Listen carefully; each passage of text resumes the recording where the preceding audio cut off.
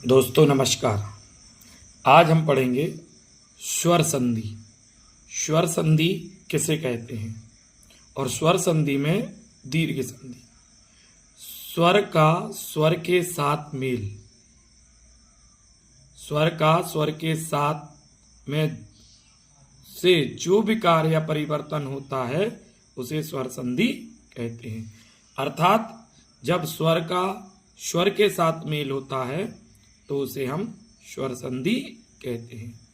स्वर संधि 5 प्रकार की होती हैं, या कह सकते हैं कि स्वर संधि के 5 भेद होते हैं।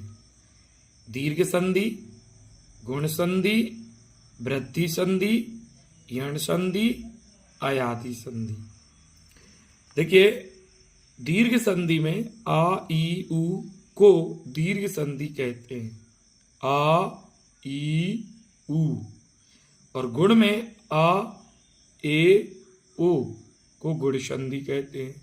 आ ए ओ को क्या कहते हैं? गुण। वृद्धि में आई और औ को वृद्धि संधि कहते हैं।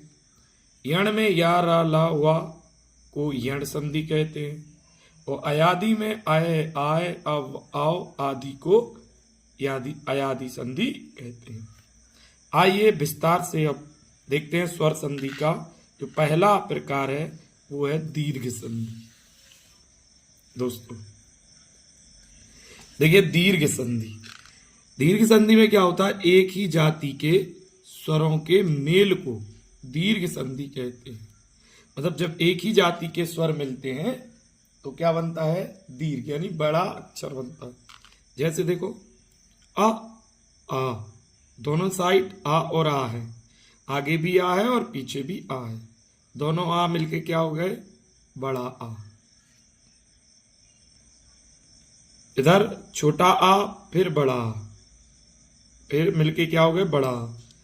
छोटा आ, बड़ा आ, यहाँ बड़ा आ, यहाँ छोटा आ, मिलके बड़ा आ। बड़ा आ और बड़ा आ मिलके भी बड़ा आ।